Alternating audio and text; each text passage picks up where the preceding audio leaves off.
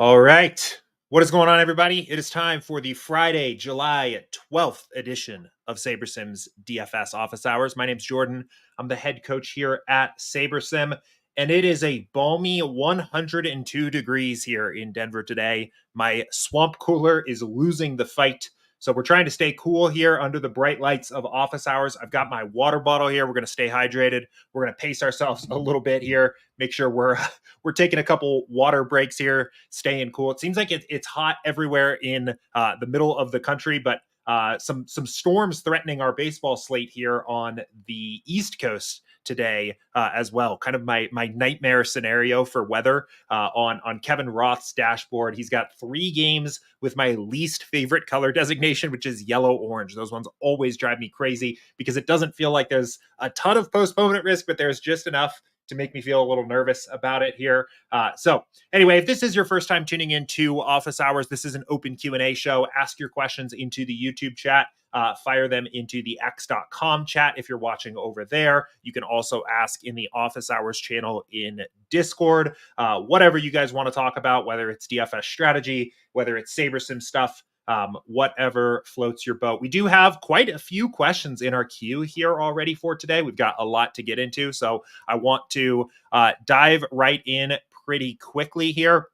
And we'll go ahead and kick things off. I'm actually going to bounce around just a tad because I think this is a fun question and a relevant question here for today to get things started with. This is from Sammy, and it is about WNBA. So let me actually bounce over to WNBA here first. And the reason I think this is relevant is we have a pretty cool WNBA slate here. I'll refresh to get the correct logos there. If you ever see those incorrect logos load when you are opening up WNBA, we don't have projections yet. So our projections guys will probably get those up here in the next couple hours. So maybe we'll back up to yesterday's slate as an example. But if you ever open up WNBA and you're not seeing the correct logos up here, 2 things. One, first, fear not. It doesn't affect your builds whatsoever. It is just a caching bug that we're working on fixing. If you hit that with a refresh, you'll get the correct logos showing up. It is pretty funny to see like the White Sox logo show up as the Aces logo or something like that. But it is just a visual caching bug that we're working on fixing here. But the reason I do want to talk about a WNBA question here to get things started is we have some fun contests. We have a 20K to first flagship for WNBA today. I think it's like 5,000 entries in that contest, a 150 max. But also the high stakes are pretty fun. There's a $333 15 max. Probably won't be playing 15 in there in my case, but it is a 50K to first. I think it's the biggest WNBA contest this season so far. They might have done a 100K to first, like on opening night or in the first week, maybe. I don't think so. I think this is at least probably the biggest WNBA contest this season. So pretty exciting stuff. Let's talk about this. This is from Sammy here. What's the best use for randomness for WNBA for the optimizer? I am going to back up to yesterday's slate here for WNBA. It was just a showdown yesterday. Maybe we can go back. We'll go back a couple days. So not perfect here. We're backing up a few days because we don't have the projections loaded just yet for WNBA here. So we'll back up to a slate where we had the projections here and just kind of talk about the randomness settings. Because right now we are only doing projections on WNBA. We're not doing full sims. We're not doing ownership. You are going to be using optimizer mode. So you're just going to be optimizing generally kind of like the same way a traditional optimizer would here. I do think there's still a ton of edge in these projections, particularly because the team behind these projections is putting a ton of work into it. The way that they are building these projections out is really cool. They are actually doing like a minutes by minutes.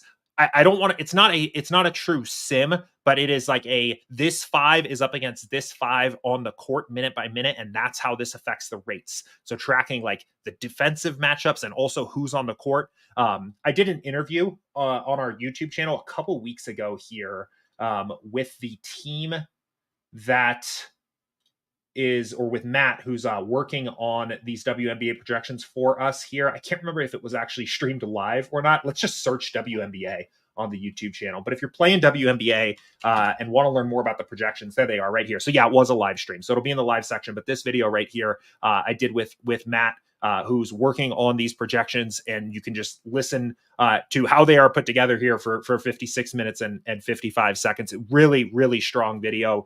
Matt is super sharp, got me really excited about the WNBA projection. So if you want to learn more about them here, you can watch that video. But let's talk about the randomness settings here. Mostly because the randomness settings are going to be what is the main tool you have at your disposal to get different types of lineups and introduce a little bit of variance here. If you just hit build, default projections, build your lineups, your top 20 lineups or your top 150 are going to be the same that everybody else sees, right? So we talked yesterday on office hours about some ways that you could circumvent that. I mentioned one thing that I've been liking to do is, maybe eliminating the top 20 or so lineups intentionally so I don't dupe another SaberSim user and picking lineups that are a little bit further down. You can also use randomness here as a way to introduce a little bit of variance. Fortunately, because basketball is one of the more normally distributed sports out there, randomness is actually going to work pretty decently for getting the ranges of outcomes of players. It's not going to account for correlations in the way that a simulation does. So in our NBA simulations, for example, not only are we sampling from a realistic range of outcomes of each player, which will look like a bell curve, but they're also sampling individual games. So if you're getting LeBron James in a lineup in NBA, you might be a little bit less likely to get Anthony Davis because those two players, it's harder for them to reach their peak upside in the same game. That part is not going to be accounted for perfectly here, but randomness is going to do a good job of assessing the range of outcomes here because these players are going to tend towards normal distributions, and that's how the randomness settings are going to work, at least some of them here.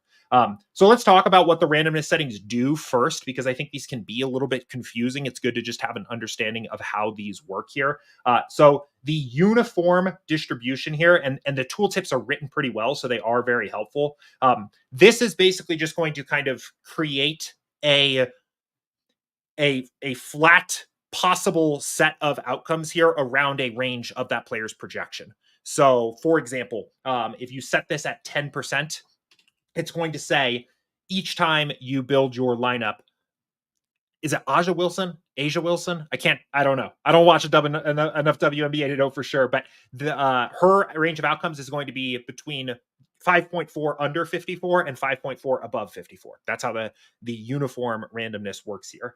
And that is a flat distribution. So like any outcome within that range can be selected equally as likely as any others. And every player in the pool would have that same distribution. And I actually tend to lean away from the uniform distribution, I think, because the normal distributions are going to work a little bit better here.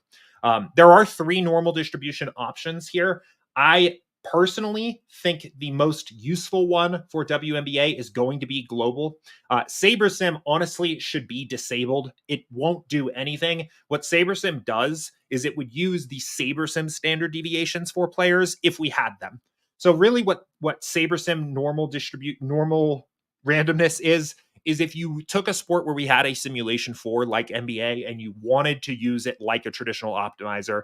Honestly, I don't know why you would ever want to do that, to be quite honest, but it is there if you want it. It would use the SaberSim standard deviations to build out a normal distribution around the player. Won't work for WNBA, so be aware of that. It probably should just be disabled since there are no SaberSim standard deviations. You don't want to click that one.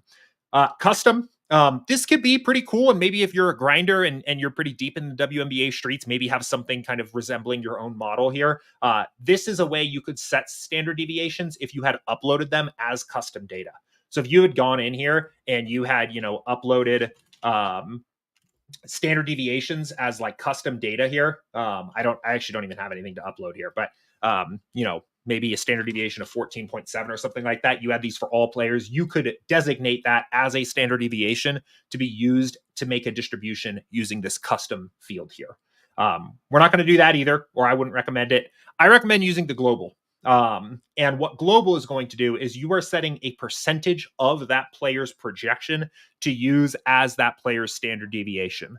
This is the one that I think is the most effective. I think you're going to probably get the best results using this here. So it's kind of similar to the way that uniform works, but instead we're building out a realistic normal distribution around a player's range of outcomes instead of just creating this kind of block of possible outcomes. So when you go to global, if we set this to 10%, for example, we are saying each player's standard deviation is 10% of their projection. And then we are using the mean and using the standard deviation, we can build a bell curve around that player. The wider the standard deviation, the wider that curve would be, and it is centered around the mean projection for every player. In terms of what you should actually set this number to, there's some complexity here. And I don't think there's a perfectly right answer when we're thinking about this uniformly. What you will find if you are looking at standard deviations of players for NBA, for example, which I think is a good corollary here to use to think about this, is the higher a player's projection is, the lower their standard deviation is relative to that projection. So higher projected players, their standard deviation is a lower percentage of their projection. Their ranges of outcomes are more narrow relative to the projection. Lower projected players have a wider range of outcomes relative to the projection. And that makes a lot of sense if you think about it intuitively in kind of basketball terms, right? A top end player, first of all, they're going to be on the court, barring an injury, barring foul trouble, barring these somewhat outlier outcomes. They are going to get their minutes. They're going to be playing.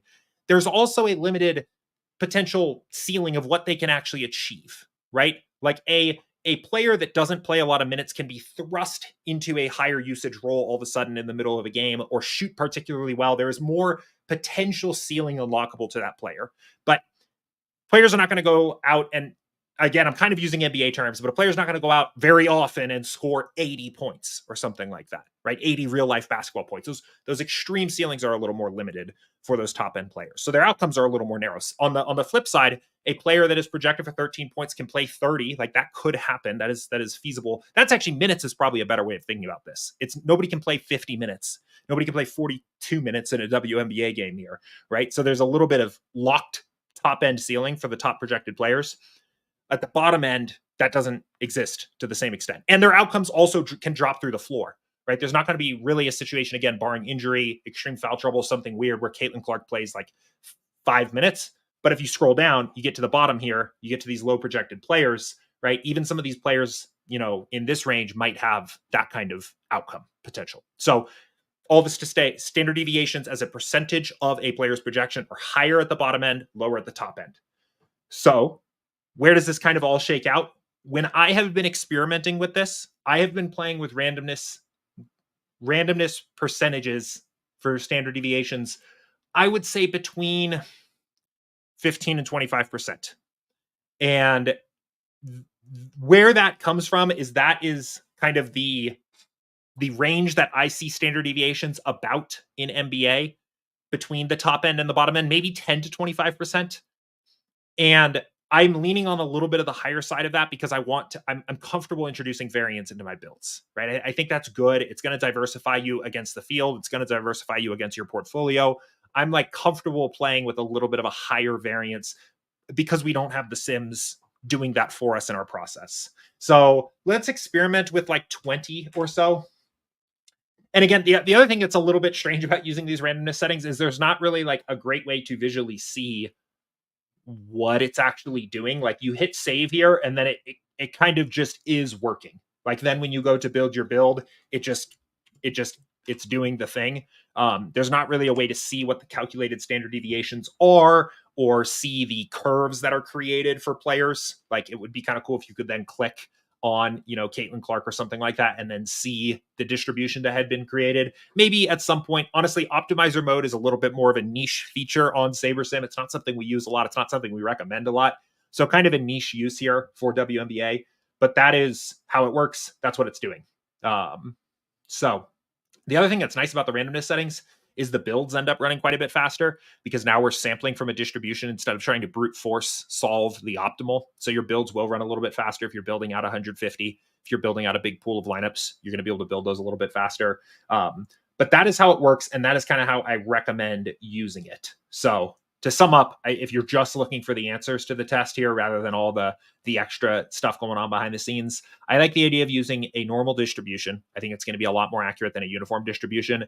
Using a global option here for the second option, mostly because it's our only choice, unless you have your own standard deviations. And then somewhere between, I would probably say 10 to 25% is probably where you want to be. And I think another thing to keep in mind is the higher this number is, the more incorrectly you are assessing the top end players' ranges of outcomes. The lower it is, the more incorrectly you're assessing the bottom end players' ranges of outcomes, right? And for me personally, I would probably prefer to be a little bit wrong on the top end and be a little bit extra diversified on the top end, because those players are projected so well that they're going to show up in your lineups anyway, right? Like the opportunity cost, like we are not going that this high randomness that we just set is not so high that we're suddenly getting lineups that have 48,000 salary, 47,000 salary, right? Like these lineups are still getting filled in with the salary. They're still going to project pretty well relative to the optimal, right? Being a little bit thinking that the ranges of outcomes of the top end players is a little too wide is a lesser of two evils of thinking that the bottom end players' ranges of outcomes are too narrow from my perspective. So I'm a little more comfortable pumping up that randomness number a little bit higher. I like that 20-25 range. That's kind of where I've been sticking. The last note I'll make on this, and then we'll move on to the next question, is that the other factor is sim diversity slider, which functionally works the same way as randomness does here. When you are it kind of has a similar effect. That slider moves based on the size of the slate. So we'll raise it for small slates, we'll lower it for big slates. I think there's an argument to increase your randomness setting a little bit more in a smaller slate, like a 2-game slate, than in a big slate. Like we had this 5-game slate a couple days ago here. It's a 3-game slate here tonight. So I would maybe stick around that 20 to 25 range. But if it was a 2-game slate, maybe you're leaning a little more like 25, maybe even 30. If there was another 5-game slate, maybe you're going closer to like 10, 15%. So hopefully that's helpful. I think there's a lot to be discovered, for lack of a better word, about the WNBA side of things, just because it's really blown up in popularity this year. We're seeing large field tournaments for the first time. This is a new product for us, and it's working. It works a little bit different than some of the other sports on SaberSim right now. So definitely a lot of room to play around with here. If you have ideas or things, that in your research have popped up about like not even like ball knower research, but about like how to think about these standard deviations and how to use randomness settings, go for it, because I think it's worth experimenting for right now. So our YouTube chat is popping off already. I see a bunch of questions coming in. I do need to get us caught up here on some of the other questions in the Discord first. And I promise I will not spend 20 minutes on every question here today like I just did for this one. So I make sure that we're getting to everybody's questions here. We'll go ahead and go in roughly chronological order from here. I did just want to start with that WNBA question here for today, because the slate is such a big one. So this is from J. Sams Jr. here. What are some pitcher-friendly parks? Also, what are some hitter-friendly parks that have home run and extra bases potential? I will mention right off the rip here that park factors are something that are totally accounted for in the sims already. So just be aware of that. If you are doing kind of extra work to pump up teams, pump up projections based on park factors, you are to some extent double counting them. If you think that, we are understating a park factor based on what you're seeing in the projections, or we are systemically biased against a certain park or something like that, we do a lot of checks on that to make sure that that's not the case. In the past, we have Miami does come to mind. We did have a bias towards the Miami park historically being a better hitting environment than it was. That was something that we fixed in the offseason heading into this year. It's something that we check on pretty regularly. So these are accounted for in the simulation. So just be aware of that. If you're making changes based on this information, you may be double counting a bit. I would recommend Baseball Savant has a really good page for this. First thing that came up actually. So using StatCast data. This is, I think, a pretty cool tool. I'm not going to go super deep into this because I do want to make sure I get to everyone's questions today. But if you just want to research this, I think this is a pretty cool way of looking at park factors. I think in particular, the overall park factor that they've kind of created here that is basically trying to assess just hitting strength at large is interesting. You can also look at home run factors in particular if you want to look at those. This, I think, is just a pretty good source. This is also a 3-year average, which I think has pros and cons to that approach. I think you can turn that off and maybe look at everything. Oh, no. Okay. So it's either this year or you can look at the 3-year rolling average. So, and I think that's a StatCast thing. I think that corresponds to when StatCast data became publicly available here. So, but pretty cool to look at. I was poking around on this, getting ready for the show today. And I think there were a few interesting things that jumped out to me, just things that surprised me. I was a bit surprised that the Royals play in such a hitting friendly park.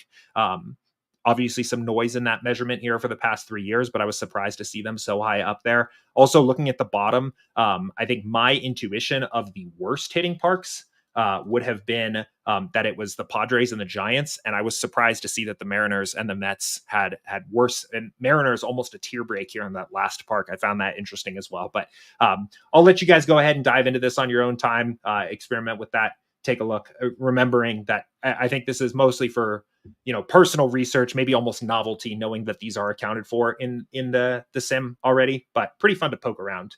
The whole home run data is also kind of interesting too. Dodger Stadium showing up as the second heaviest home run park.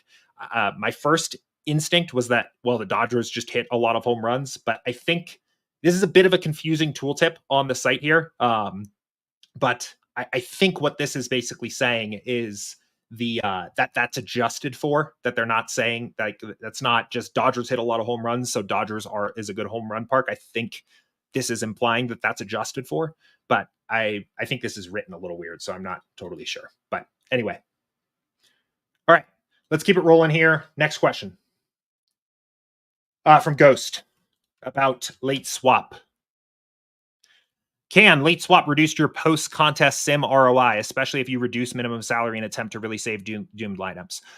This is kind of an interesting question, and I think it depends on when you are measuring that sim ROI, like at what part of the process.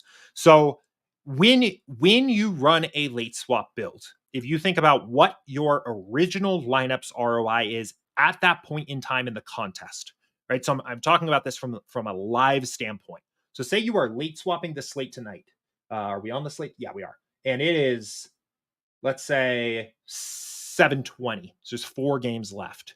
It is and you measure a lineup's ROI, their expected ROI at that point in time, right? So you're using the live data we have from the games that have already started and are in progress, and the live field lineups of the lineups that you are playing, that your opponents are playing. It is very unlikely that a late swap makes your lineups worse from that point on, right? Because what is basically happening is you have a single lineup in play that you chose to play on that slate. Late swap is going to build you, a few dozen more options of what that lineup could become. And the late swap contest sims are going to grade each of those options throughout the remainder of the slate and say, this one is probably the best one to play. So if you have, let me pull in a entries file here. If you have 150 lineups in play, hold on. Let's see. I'm going to need to fill this entries file here quickly so this can make some actual sense here of what I'm trying to say.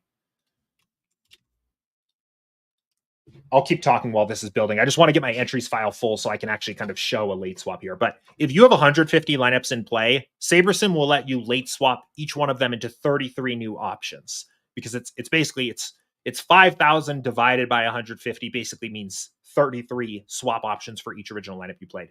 It is likely that one of those 33 is better than the original you played, right? Just pure mathematics there. Like if you're playing one lineup and now I say, well, would you rather keep the one lineup you already have, or do you want to see 33 new options and pick the best one of that group? It's very likely that one of those 33 is a better option. So in mid slate, it's very unlikely that a late swap will drop your ROI. However, and this is a very important point, if you are studying in contest flashback, it is very likely that a late swap could have the appearance of having made your lineups worse than they were at lock, right? Because at lock, you are building with no information about actually what happens in the slate. So you are playing the best possible lineups given the full possible ranges of outcomes. But you may have, if you think about this from the standpoint of just one lineup, I think it's simpler. Let's say you have one lineup that is very unlikely to cash. Its ROI, its mean ROI halfway through the slate is negative 50%. Well, you might have a swap that you could make to that lineup that in real time brings that lineup's ROI to negative 20%. So you're actually winning back a little bit of equity on that lineup. It's a little bit more likely to min cash now, and maybe you've got a chance of sneaking into the cash. But in doing so, you probably dropped that lineup's projection. You probably swapped into some less chalky, less well projected plays to win back some equity. In the event that chalk fails, you can jump over the cash line, and that lineup ends up making a little bit of money back for you. But that swap will have looked worse in contest flashback because you swapped to a worse lineup. But that's because that was what was most profitable given where the slate was.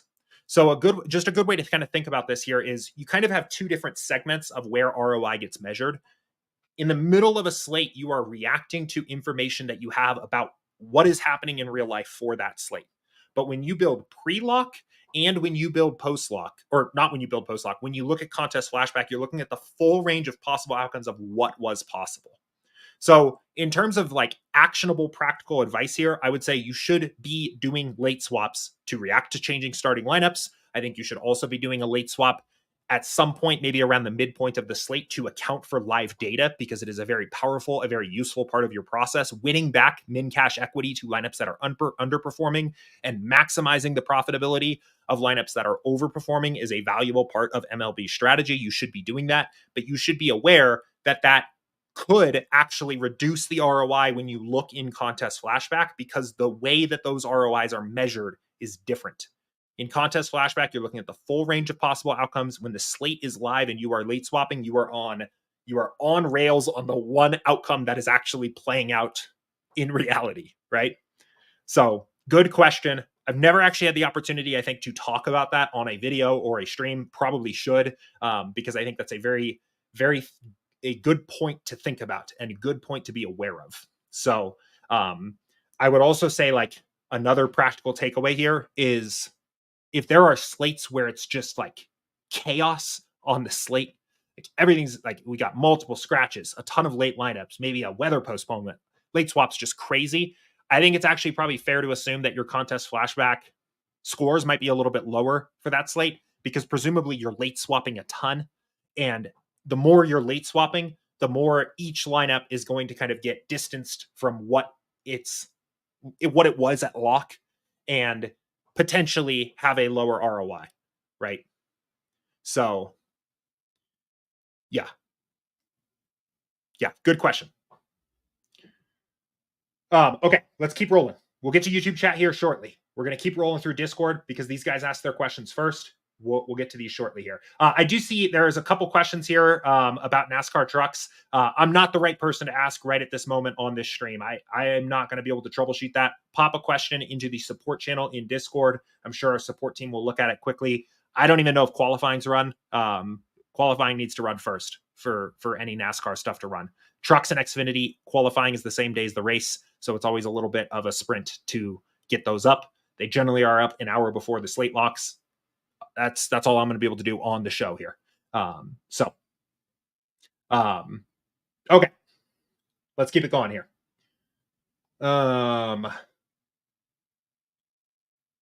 Okay, so from Sammy here, a couple other questions. Is there a way, excuse me, to make some ownership and product ownership work in tandem regardless of the DFS sport? Okay, the second part of this question seems to be about the randomness settings, which we just covered extensively at the start of the stream here. So I'm going to skip that, rewind back, 20 or so minutes if you want to check that out. Some ownership, product ownership work in tandem. I'm going to give you full disclosure here before I answer this question and say I don't use those almost ever, period. So I'll give you some ideas here. It's not a cornerstone, or really not even a part of my process at all. I occasionally will use product ownership or geometric mean of ownership for high duped sports as a way to kind of check that work, right? So you can take product ownership. I'll try to give the spark notes here of what a product ownership is trying to do, but you can, in a rough approximation, assess how likely a lineup is to be duped by taking each player's ownership projection and assuming it is the probability of that player being played in the lineup, and assuming that every player being entered in any lineup is an independent event from another player being entered in the lineup, which it's not. It's a bad assumption, but it is an assumption baked into this. Multiplying all of the ownerships of a lineup together, and then multiplying that by the number of players that are in your lineup or that are in your contest, that will roughly approximate how likely that lineup is to be duped. There are issues with that calculation, but it is a rough approximation of how likely a lineup is to be duped. I have experimented with product ownership on high dupe sports, MMA, showdown, things like that in the past as a way to kind of give me another angle of calculating dupes and assessing dupes. It's been a long time since I've used that, frankly, because our field lineups have gotten so good at calculating dupes themselves. The field lineups that are in the contest sim for high dupe sports have just gotten extremely sharp. We actually just did a big update to that. Let's see, ownership recently. And Eric came on here. Oh, not ownership. What's the search term? Probably indicative of the fact that this video is not titled well if I can't find it here on the show. Field lineups? I just saw it. Let's see. Where did we do this? There it is. I don't know why that didn't show up, because I searched ownership and I searched field lineups and it didn't pop up. But this video, 22 minutes long, Eric's kind of breaking down how we improve the field lineups to better assess dupes.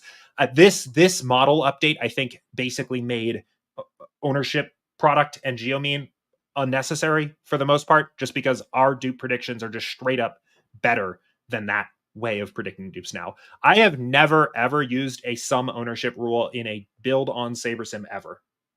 I am not kidding. Never once. I have never set that rule.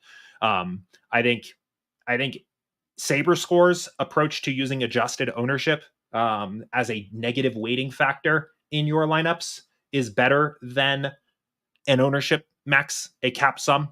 And I think the contest sims simmed against field lineups is far better than an ownership sum cap. An ownership sum cap is just a very, very brute force rule. Most of the people that are saying to, set certain ownership caps are just like doing creating a fairly basic heuristic by looking at like teams that won GVPs and things like that. It's pretty unrefined. In practice, you really have this balance of lineup upside and ownership, and it is a bit of a sliding scale between those things, right? Like a lineup that has a lot of ownership needs to kind of pay its way towards being a good lineup by being remarkably well projected. And a lineup that has very low ownership has a lower projection floor that it needs to hit. So an ownership cap just doesn't doesn't do a good job of understanding the relationship between those two things. It's just hard capping it. So not a fan on my end. So I honestly, I don't use these things. So I don't have good advice at this point on how I would use them. Certainly not together. So, cool. Let's keep it going here. Quick one here. Hopefully, they're never quick with me, right? I tend to ramble. But if I'm playing 25 lineups, should I put 25 into the number of lineups box? Yes, you should. So when you're building, you open up your build. Number of lineups, that would be 25. This other number, pool size, that is the total number of lineups we are building for you. If you are on the pro or ultimate plan, just leave it at 5,000. That is the maximum number you can build. If you are on the standard plan, the maximum number is 500. You just want this number as big as it can go. The more lineups you build, the more flexible your pool is. The more accurately we'll identify the best lineups for you to play, and the more diversified you can get with things like min-uniques. So, but this number is like the number of lineups you're playing, the number of lineups you need out of that build to enter into contests is what this number should be. All right. Okay, we're hopping over to YouTube chat here. Bill, profit plan question. Let's say you reached a point of playing $1,000 a night for MLB for the elevator contest. Would you still enter a contest like the $5 3 max that pays $400 to first? I guess the question is, would you still enter contests from lowest to highest, even if the lowest contest has a first place payout less than what you're playing for the slate? So it's funny how you wrote this. That is literally the rule that I use to determine if I'm going to play a contest. So no, I don't. I generally tend to not play contests if their first place prize is not what I'm playing for the slate. That is like actually like the word for word rule that I use to determine if I'm entering a contest. So if I'm playing $1,000, the minimum first place prize that I'm going to play for any contest must be $1,000. That is the way that I typically tend to decide what contest I'm going to play. If you had an enormously large bankroll, I think you could ultimately end up reintroducing those contests back in later and then do exactly what you said in this next message here. Just play a lineup that you're playing elsewhere into those. So this ends up becoming a very popular question during football season because there are infinite dime times that get opened up, or whatever they're called, for football season, where they're like $40 to first. And it's like, following the profit plan, should I enter all 300 dime times that DraftKings opens up over the course of the week? I don't, because I want to make sure that a contest I'm playing pays out at least what I'm playing for the slate to first place. That is my rule of thumb for the profit plan. And I think you also mentioned for elevators, this is true for all of the contests for me. That's not just single entry and 3 max. For those that are like, what's an elevator contest? We have referred to single entry and 3 max as elevators in the past, and 20 and 150 max contests as diversifiers, kind of just a way of grouping those two separately in your head of like, what are these contests intended to do in my portfolio? Single entry and 3 max is to elevate your ROI. 20 max and 150 max is to diversify your portfolio. It's just kind of a way we've talked about these here in the past. So anyway, the rule here is the same for me for both of those contest types. I need at least my stake to first place to play a contest. So yeah, that's my rule. Yeah, I think last note on that rule could get weird also at very large bankrolls again, because like at some point you're going to reach an inflection point where your action on the slate is so large that it says you shouldn't play a lot of contests, but you can't get the action down unless you play the contests. I think that's kind of an outlier situation, probably something that most of us are not having to worry about. And if you are, I'm sure you already have an alternative there. $1,000 a night or something like that, you're going to be fine following this rule. There's plenty to play that is there. So the one other thing I'll note on this is like, there are some just really good contests out there that it might be worth just making a part of that rotation because they're easy to enter and they're pretty soft. Like, and this really doesn't matter a ton, but like the $1 single entry might be at $500 to first, but it's $1 and it's like one of the highest ROI contests that you can literally find in contest flashback because it is so soft. It's worth throwing $1 into that contest. I probably don't need to tell you that. You can dupe that contest with a lineup you're playing elsewhere if you're worried about, that lineup being the nuts and only winning $500. Like that's still a pretty decent contest to just throw an entry into, but you don't have to. If I confused you all of a sudden and you're like, wait, you just said the opposite, just listen to what I said first. But yeah, anyway. Okay. Brian says, is there a way to make sure I have a certain amount of leverage on the players in my lineup? Yeah, there definitely is. So do I have a build? I do have a build. Okay. So, I mean, we have like right off the bat, we have a leverage column in the app, which will show you your exposure minus the ownership projection, which will basically calculate how much over or under the field you are on a particular player. So very useful right off the bat. The way I kind of recommend using this is once you have built your lineups, the next step that you should follow is, well, if you're on Ultimate, is running a contest sim. If you're not on Ultimate, you'll be sorted by Saber score. That's fine. Let's assume we're on Ultimate here, so I can at least show this step. So we've built our lineups. We should create our contest sim for the contest we're playing, and we should run our contest sim. And then we can sort by the contest sim metric. The next step I would highly recommend is to diversify using min uniques, which will force your lineups that you're ultimately taking with you into the contest to be different from one another. That's a important step here to reduce some of your variance here and spread out a little bit. And then I use the leverage column and look at kind of basically what you're getting from there. That kind of contextualizes how much over or under the field you might want to be on your favorite place. So I will show you an example of this here in just a second. So let's finish this up here. Let's sort by risk adjusted ROI for the contest sim. And I'm going to also filter lineups that are not profitable. If you've watched the MLB videos on the YouTube channel, you've seen this process probably plenty of times. Now we're going to diversify with min uniques. The way I like to do this is one less than the maximum number I can get while still getting 150 lineups. So let's test like 6 and see if 6 works. 6 does work. Let's test 7. 7 does not work. 6 is our maximum. I'm going to go to 5 min uniques for this slate. Okay, so now let's say we're looking at our pitchers and we're looking at our pitcher leverage.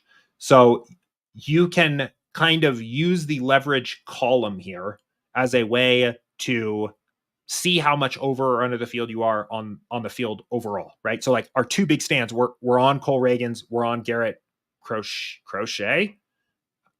Seen that name a lot this year. I haven't watched enough baseball to know how it's pronounced. So let me know if somebody in the chat knows how that is properly pronounced. But those are our 2 leverage stands. Fades, on the other hand, are Hunter Brown, Sonny Gray, right? You can use this number here now to determine how much exposure you want to get relative to like these players. So let me give you an example because this is a little bit hard to contextualize here. So let's say in your research, you think Freddie Peralta is a smash, right? He's up against Washington, decent strikeout upside. You want to be heavy on Freddie Peralta. Well, how much exposure should you get? Well, by default, following this process so far, our top overall exposed player is 33% over the field. Our second is 21% over the field. And everybody else, we're kind of, for the most part, even with the field, for the most part. So where is Freddie Peralta on your pitching scale? Is he your 3rd favorite pitcher? Is he your 2nd favorite pitcher? Is he your 1st favorite pitcher? If he is your 1st favorite pitcher, how much exposure should we get? Well, to make him our top exposed pitcher by leverage, we would need more than 33% in the field. So if we go back now and go find Freddie Peralta, he is 26% owned. If we go to 59% exposure here, he is going to become our top leverage pitcher. Now it's Freddie Peralta there. So you can kind of use the leverage column here as a guidepost. Now, because we've done that, our exposure to these other guys has changed. So he's well over our, he is very much our highest exposed pitcher at this point by leverage. But I still think it's kind of a useful way of thinking about this is like SaberSim said, being 33% over the ownership on a given pitcher on this slate makes some sense. So it is a fine way to determine how exposed to be to your favorite pitcher, if that makes sense. That's how I use the leverage column. Is it kind of sets the bounds for me. My biggest fade on this slate would probably be, about 10, 15% under the field on any given pitcher based on what we're seeing. And again, this is also, this also depends on how many lineups you're playing by quite a bit. These numbers are going to look different with 150 lineups than they are going to look when you're playing 20 or something like that. But that's how I would use the leverage column. So if you want to have a certain amount of leverage, then set it right there. Like that is exactly how that's calculated. So if you want to be 20% over on a player, you can just add 20 to the ownership projection, set it as the min exposure, and let it rip. Raj says, last night I was running into issues late swapping Seattle players because there were 3 guys different from the projected lineup. I feel like I did it right, but not sure what I did wrong. Always possible that there was a potential bug or something like that. You can always send in a report in the upper right here, open this up, and then report a problem, send that in. The support team will take a look at it. I will kind of quickly walk through the steps so that we can see it here and make sure that everybody knows how to do this correctly here. So let's say it is mid slate, right? And we all of a sudden get news that, let's see, a given player is out. Let's pick somebody that's actually playing in the late games. Corbin Carroll is scratched. All right, this is the first thing that we're looking at. Red lightning bolt. You click this, it's going to tell you who's out. What I would tend to do here is first attempt to swap to the best available player from the same team. If it is a hitter, first of all. If it's a pitcher, just swap best available. But if it's a hitter, swap best from the same team. Click apply, and it'll tell you what swaps happened. When you are in the middle of a slate, you may occasionally see another message here that says Corbin Carroll could not be swapped from 2 lineups. because it's saying there was not a player. This will also this is more likely to happen if it's not a guy like Corbin Carroll, but instead it's a low salary player on the team that gets scratched, because there may not be a replacement player on the same team that fits salary wise. If you see that message, then, so this is already saved, right? This has been saved now since we already hit apply. Then you can click best available and click apply again, and it'll swap the remaining instances of that player. This quick swap tool should virtually always get out players out of your lineups, like 100% of the time. I personally have never seen a situation where quick swap failed to get a player that was in my lineups that was out and not playing games that night out of my lineups. If you then go and check DraftKings and you're seeing you still have this player in your lineups, I would say most likely you have a discrepancy between what SaberSim believes are your lineups on DraftKings and what DraftKings says are your lineups. And that can happen for a variety of reasons. If that happens, come back over to the contest tab, click upload entries, download template file from DraftKings, re-upload the new entries file. Whoops, I might have to do it this way. And overwrite. And that puts everything back in sync. But I guess there could be a situation where if it was the very last game of the slate, if you were playing like literally a stone min price hitter and there was not another min priced hitter available on the slate, that it's like, well, you're taking a 0. That like you can't, who's going in? We can't, there's nobody that can go in. But otherwise, there's almost always another player with a lower salary that can just be slotted in. And I don't think I've ever ended up in a situation where quick swap fails to find that personally. So I would assume if it is failing on the quick swap side, that it is because of a discrepancy between those two files of what DraftKings thinks is going on and what SaberSim thinks is going on. So Raj says, do you have to set the players at 0 or can you just reset the projections and refresh build? No, you don't have to set them at 0. I would, the only thing that has to happen is our like simulation has to run, like the player has to get marked out and the sim has to run on our end for the player to be showing a 0. So if you go and see on the Underdog MLB Twitter and they're like, this guy's scratched, and you come in and check 5 seconds later, it might not be updated yet, but you can like check pretty quickly and see, does the player have the out status? Has their projection gone to 0? If that has happened, the red lightning bolt should be on and you should be good to go. That process does only take a couple minutes. It happens pretty fast. So the next step, that this is kind of this is only the first half of the process. You should always be doing that to get these out players out of your lineups, right? And then you avoid taking the 0. The next step you would want to do in the event that a player was scratched or the starting lineups changed is then to run a late swap build, which is going to rebuild your lineups that are in progress, give you a few new options for each of them, and then you can run a contest sim. You could, edit exposures, things like that. You can diversify with min uniques. The late swap build rebuilds your lineups. The quick swap just removes those players from your pool. So, but yeah, I've seen this report come in from people before, and I would say the vast majority of the time it is an issue with an entries file. So, okay. Reed says, if I have run a very low diversity build and the lineups are drastically different than pools, does that become a high diversity build at that point? I am a little confused on what this means. I'm kind of confused on two parts here, Reed. So, like, first, I don't know exactly what you mean. The lineups are drastically different than pools.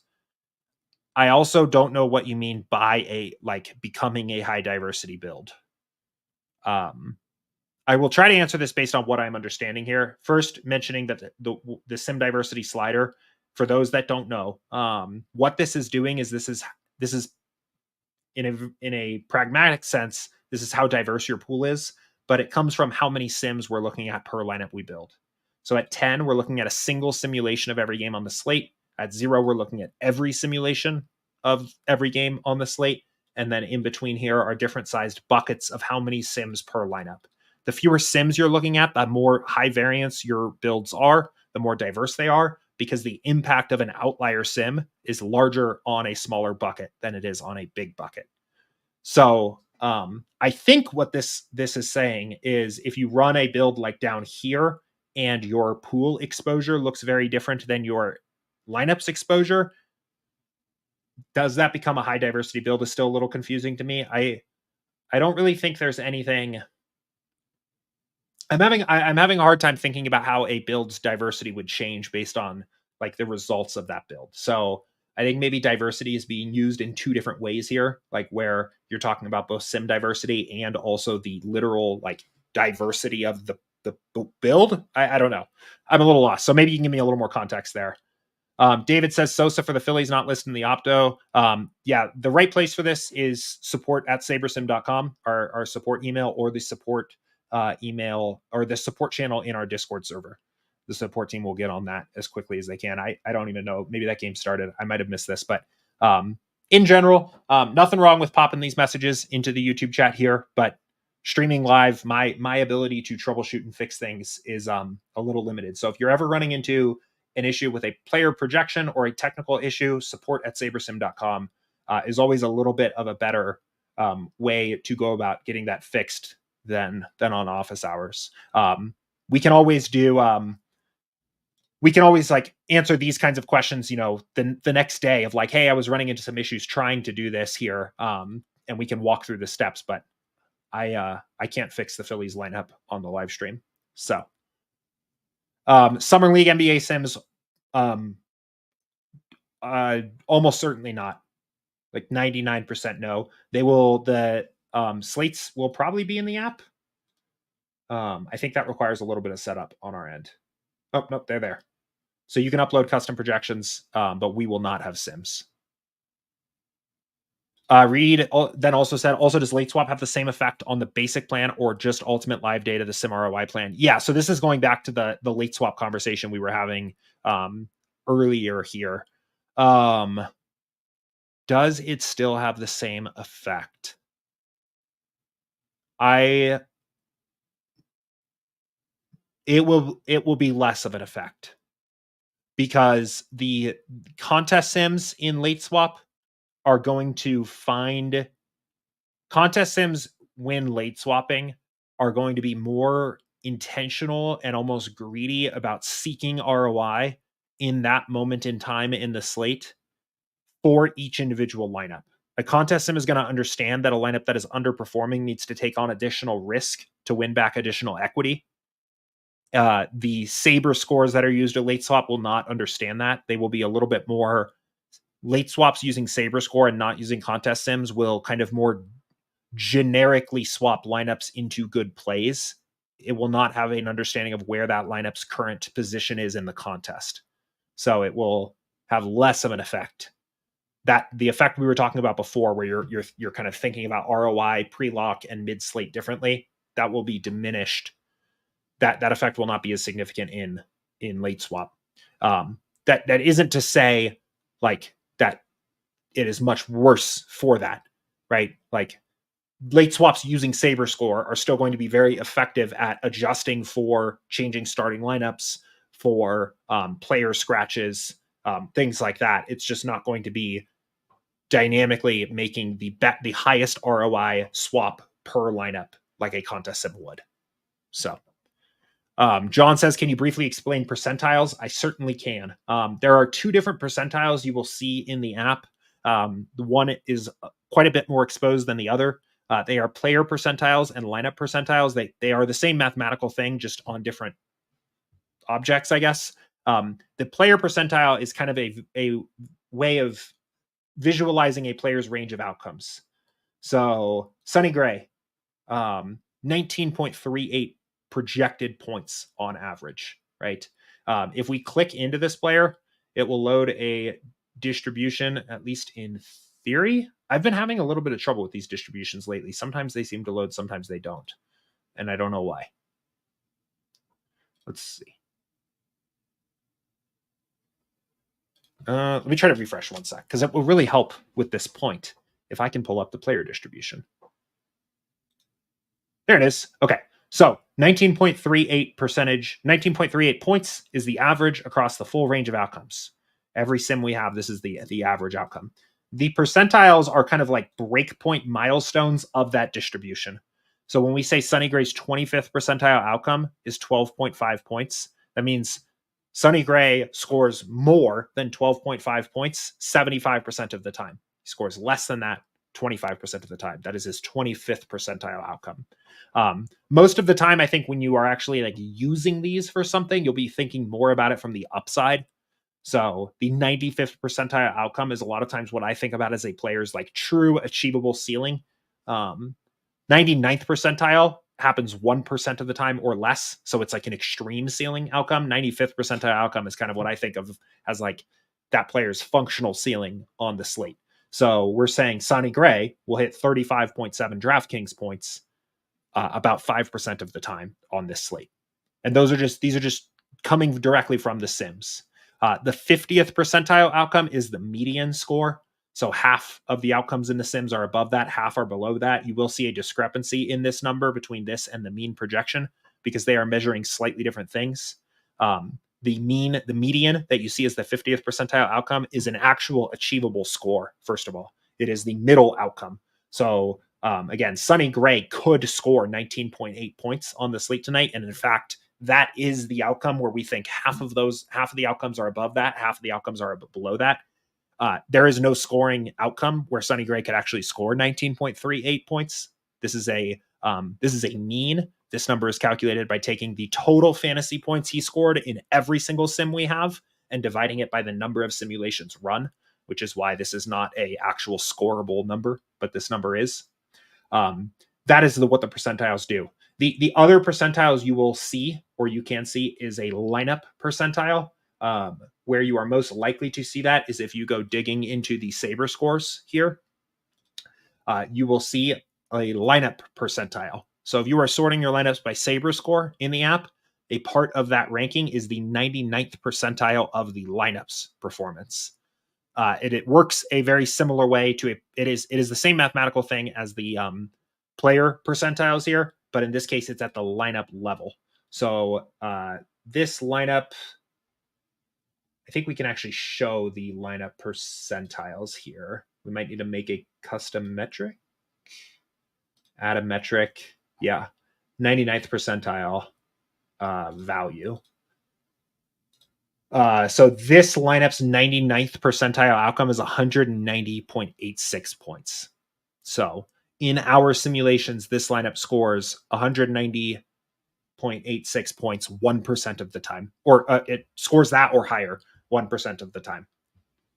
So those are percentiles. You did say briefly. I don't know if that qualifies as brief, but hopefully it was at least well explained. So, Chuck, with the change to ROI and win rate, with the change to how ROI and win rate are calculated in beta, does it matter what the number of lineups is in the My Lineups box, or does it consider the whole pool as the portfolio? So this is getting a little into the behind the curtain stuff. I don't know, to be honest. From a practical standpoint, you should just put the number of lineups that you're playing into the lineups box. Like that's how it should be used.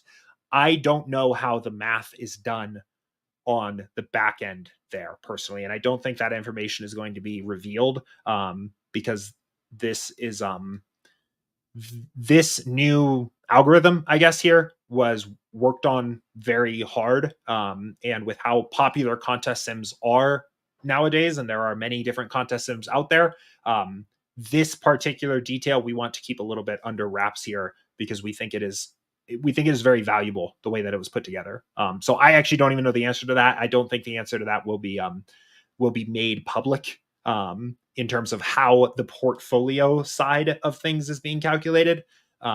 But practically speaking, your number of you should not be changing the number of lineups that you enter into that box because of the way that this system now works. It was built assuming that a player puts the number of lineups they need into that box. So, yeah, and Raj, I don't necessarily want to give the impression that this was certainly something you did wrong. It is possible there was a bug here that took place that I'm maybe not aware of. A report probably wouldn't hurt. I would say more than likely, though, it was a discrepancy with the entries file, which, again, it happens all the time. So no worries there. But yeah, the only other thing I'll mention, calling back to that swap one more time here, is the quick swaps are going to listen to other settings that you have set. So they do listen to your player pool. They do listen to your custom projections. They do listen to your min salary settings. So if you are really under the gun and it just like appears to not be working and you have uploaded a fresh entries file, I would double check that you have not limited your pool significantly by adding and removing players. I would check that your min salary maybe is just set to 0. So it is not unnecessarily restrictive when you're just trying to get an out player out of your lineup. And I would maybe, if you're very much under the gun and you're trying to just get out players out quickly, I would just consider a like total hard reset of all of your player projections and going back to SaberSim defaults. So at least you're not taking zeros. So. Okay, so I think some follow-up from Reed here on this other question. The lineup exposure is very different from the pool exposure. I would assume the pool exposure is a representation of a low diversity build. Say if Cleveland was chalk and the pool has very high Cleveland, but the lineup build has no Cleveland, what does that mean? Yeah, so okay. I get what you're saying. So yeah, and this is something you may notice independently of, like, this is independent of the diversity slider. This is just something you may notice about your builds, right? And you will notice this in particular at very low min unique settings. So if we take this build, for example, which has kind of been the working build we've been using here from the start of this stream here, right? And we look at our top exposure, you're going to see discrepancies here quickly in the pool exposure versus the lineup exposure, right? Cole Reagan's 30% of our pool, 88% of our top lineups. And a lot of that is because, like, whether you're using a contest SAM or you're using SaberScore, there are going to be plays on the slate that SaberSim believes are very good plays. And they're going to get jammed into all of the top lineups, right? Like if this, what this sort is saying is sort ROI highest to lowest. So if we believe that Cole Reagan's is one of the best plays on the slate, you can only play 2 pitchers, right? It's going to find a lot of Cole Reagan's lineups in the top, right? Because he's a very high ROI individual player, I guess, is essentially what that's saying. When you do things like diversify with min uniques, that effect starts to be a little bit more diminished. And what you will often find is that the cost of that in terms of your ROI or your Saber score is often very low. And that is why we diversify. So if we're at 1 min unique, our lowest ROI is 42%. Our average ROI is 60.6%. When we go to, let's say 4 min uniques, our min ROI is 37.2. Our average is 53.6. We have costed ourselves not very much to mitigate risk, essentially, on that. This is like essentially the balancing act. I'm oversimplifying here the way that min uniques kind of diversifies you and the effect of that, but we are making an intentional ROI trade-off to diversify and take on less individual player risk.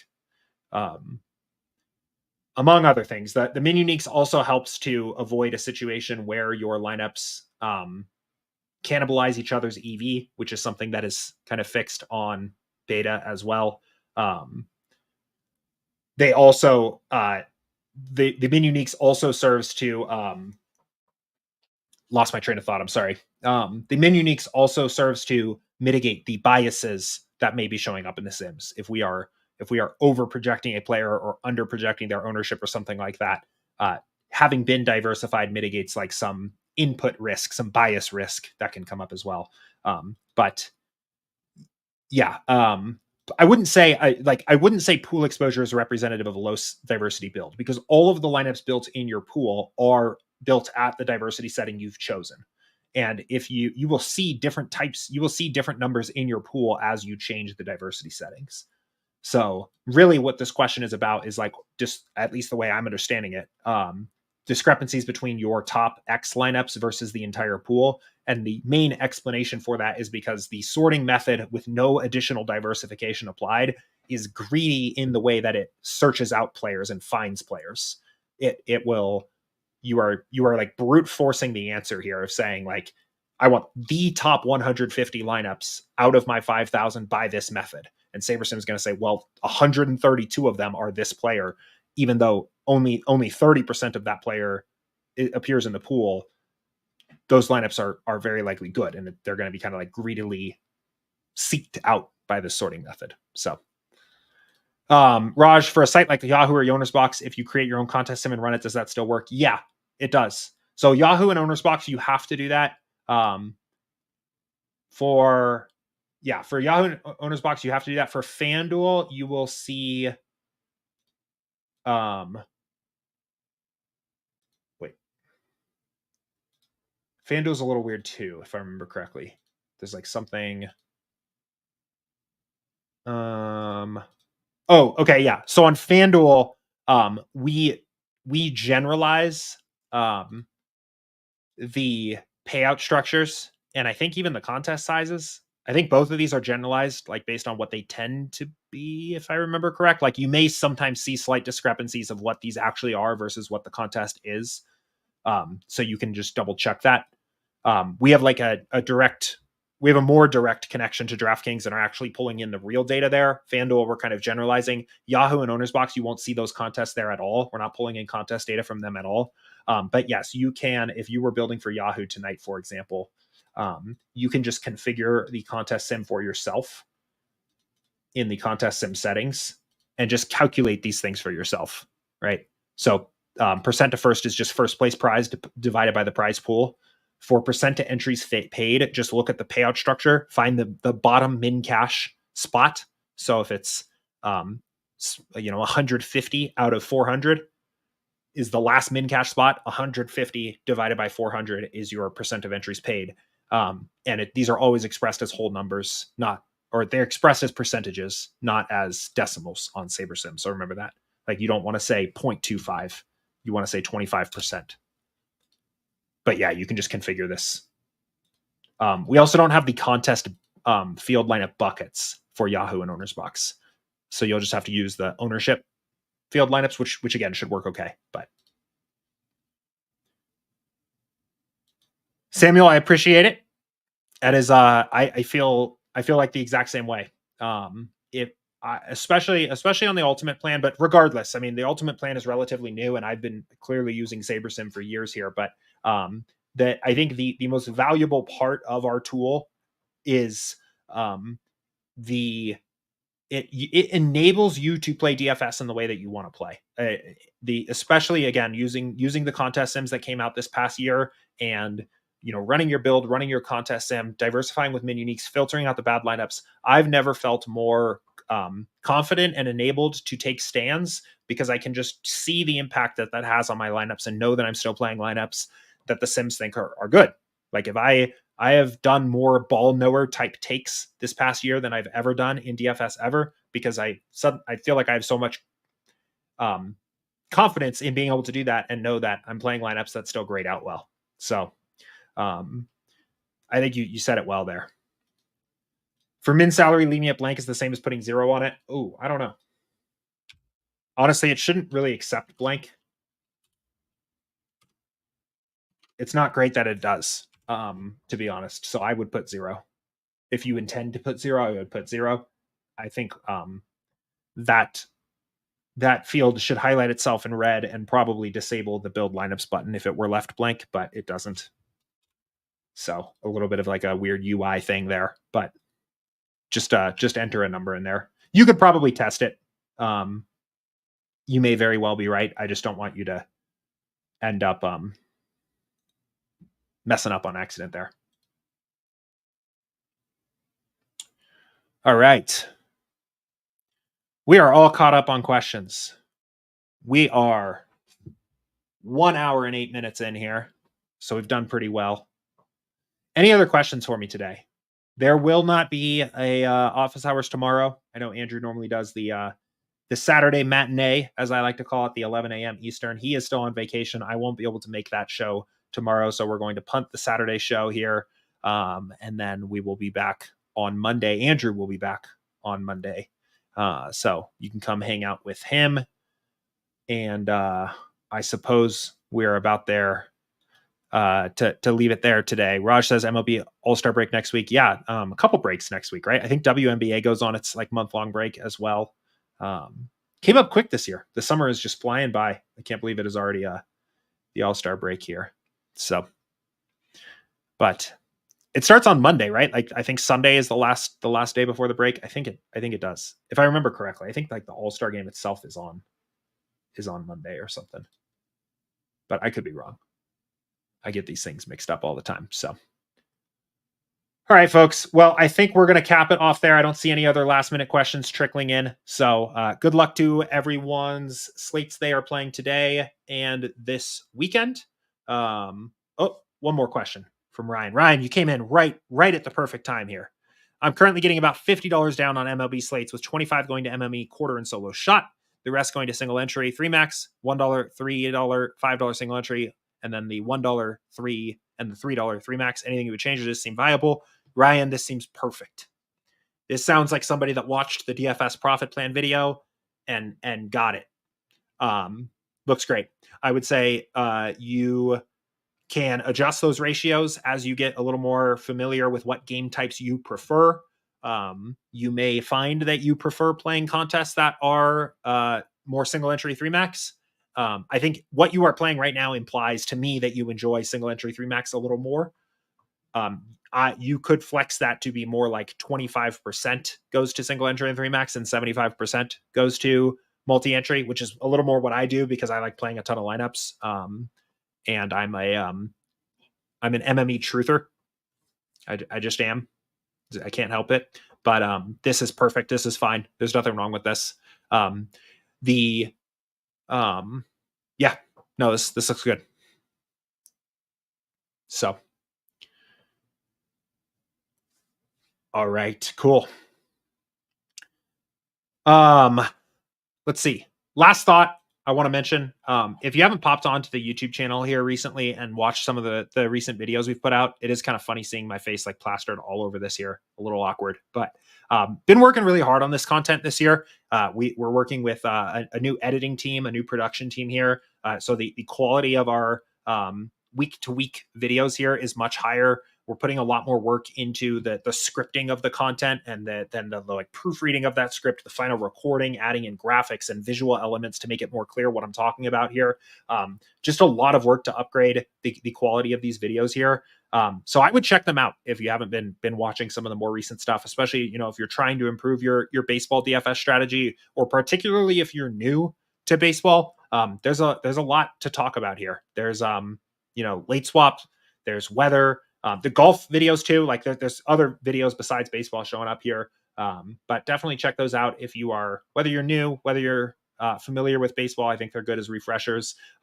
What is probably my favorite video I've actually done this summer is almost finished up as of today. I think it's possible that it ends up going live today. If not, maybe this weekend, maybe very early next week. It is like my top 5 tips for baseball DFS in 2024, like with how I perceive the games to be this year.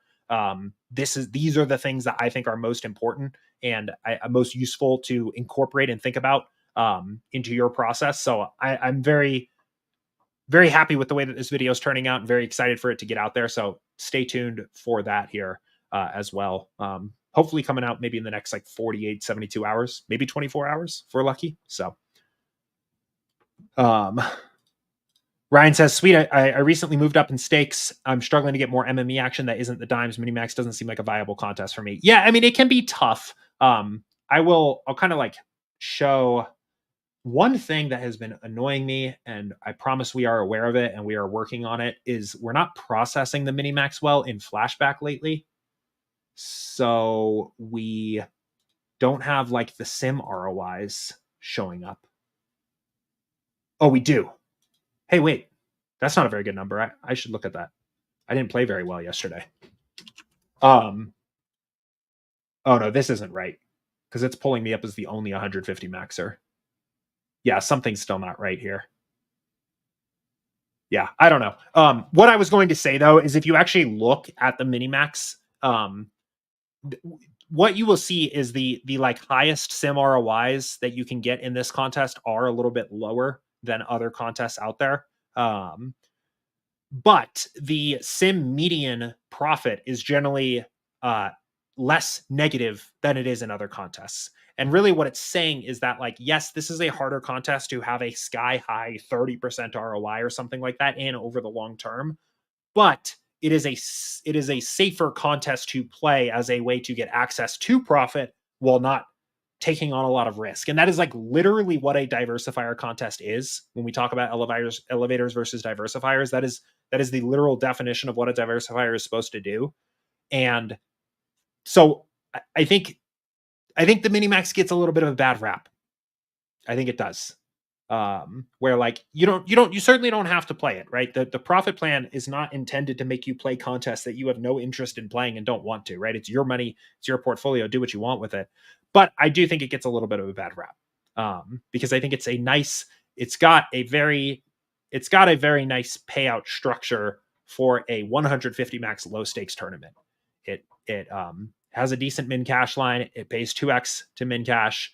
It is 10% to first, so you're not just getting rake washed and playing like 4% to first contests or anything like that. And you can play it as a way to get access to potential upside while having smaller swings. And I apologize that it is not contest simming well lately. I don't know what's going on with that. Actually, I do. I don't know why I said I don't know what's going on. We know what's going on with that, and we are working on a fix. So I don't know. Yeah. So that should be fixed soon. I know that's been annoying. But okay. Anyway, I do need to call it there. I've got to run. Everybody, good luck in your contests again today, this weekend. Have a good weekend. Try to stay cool if you are experiencing the same heat wave that we are out here. And otherwise, Andrew will be back on office hours, 4:00 Eastern on Monday. Thanks again, everybody. See ya.